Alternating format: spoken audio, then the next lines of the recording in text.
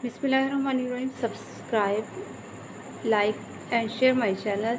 Today student, I tell you differentiate between terminating and non-terminating decimal.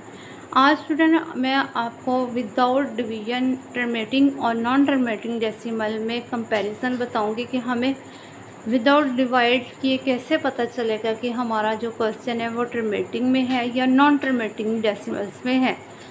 Student, जब हम बात करते हैं टर्मेटिंग में, या हम सिंपल स्टार्ट लेते हैं कि हमारे पास एक फ्रैक्शन है। फ्रैक्शन कहते हैं कि जिसमें हमारे पास वैल्यू में नोमिनेटर एंड डिनोमिनेटर हो। सपोज हम करेंगे यहाँ पे स्टूडेंट मैंने क्वेश्चन लिखा 2/3।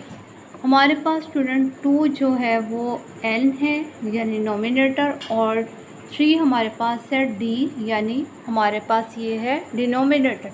और अगर हम होल की बात करते हैं तो ये हमारे पास होता है फ्रैक्शन।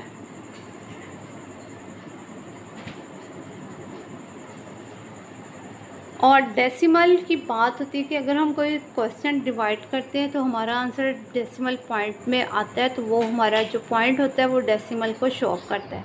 यहाँ पे हमने टर्मेटिंग और नॉन टर्मेटिंग की बात की है। स्टूडेंट, इस क्वेश्चन में अगर हम देखते हैं 2/3 हमारे पास एक फ्रैक्शन है, लेकिन यहाँ पे जब नॉन टर्मेटिंग और टर्मेटिंग हमने देखते हैं तो हमने ये देखता है कि हमारा जो डिनोमिनेटर है, अगर इसके प्राइम फैक्टर्स बन रहे प्राइम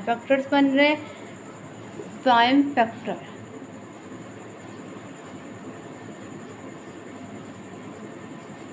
अगर हमारे प्राइम फैक्टर्स बनेंगे,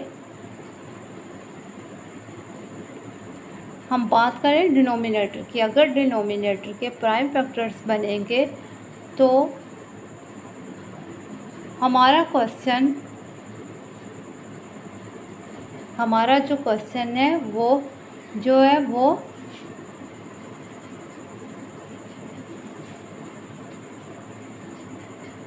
टर्मेटिंग होगा।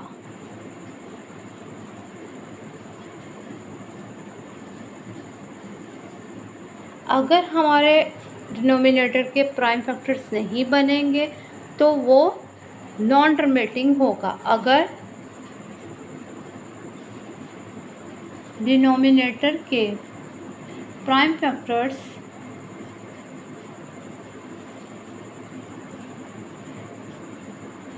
नहीं बनेंगे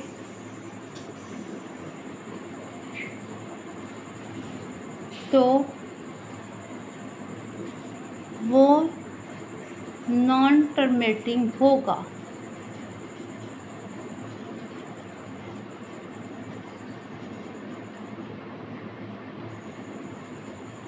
स्टूडेंट, अगर हम इस तरह के कॉन्सेप्ट्स को समझ के करेंगे, इजी लैंग्वेज में समझ करेंगे, तो इस तरह हमें क्वेश्चन सॉल्व करना भी इजी होगा और हमें किसी भी किस्म की प्रॉब्लम नहीं होगी विदाउट इसके कि हम किसी भी चीज़ का रट्टा लगा लें और बाद में हमें ही क्वेश्चन सॉल्व करने में मुश्किलात का सामना करना पड़े। तो इसलिए हमें सबसे पहले जो होते हैं वो ज़रूरत होती है कि हम इन क्वेश्चंस के जो कॉन्सेप्ट्स हैं, उनके मीनिंग्स हैं, उनको अच्छी तरह से फॉलो कर सके।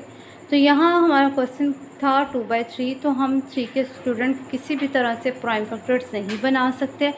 2/3 हमारा जो होगा वो होगा नॉन टर्मेटिंग। 2/3 हमारा होगा नॉन टर्मेटिंग।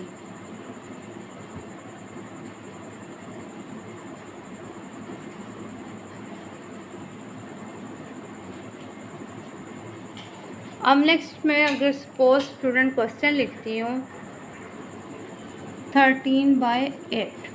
स्टूडेंट, हमने बात की थी कि डिनोमिनेटर होंगे और डिनोमिनेटर के प्राइम फैक्टर्स होंगे, यानी हम रिवर्स में फैक्टर्स बना के देख लेते हैं। 8 के हमने स्टूडेंट प्राइम फैक्टर्स बनाने हैं, तो 8 का आएगा 2 4s are 8, 2 2s are 4, 2 1s are 2, यानी हमारे 8 के प्राइम फैक्टर्स बन रहे हैं। इस वजह से हमारा 13/8 जो होगा वो हमारा होगा टर्मेटिंग।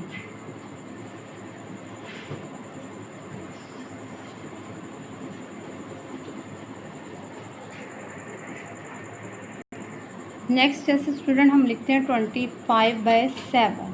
यहाँ पे डिनोमिनेटर हमारे पास 7 है, 7 के हमने स्टूडेंट प्राइम फैक्टर्स लेने हैं। स्टूडेंट आपको पता है कि हमारा जो 7 है वो प्राइम फैक्टर्स नहीं बनेंगे, क्योंकि 7 का अगर हम प्राइम फैक्टर बनाते हैं तो 7 1 7 ही होता है, यानी ये अपने अलावा किसी भी टेबल पे डिवाइड नहीं होता। तो इस वजह से 25/7 को विदाउट हम डिवाइड करें तो हमें विदाउट डिवीजन इसका डिनोमिनेटर से ही गेस हो जाता है कि ये हमारा जो क्वेश्चन होगा वो नॉन टर्मिनेटिंग होगा।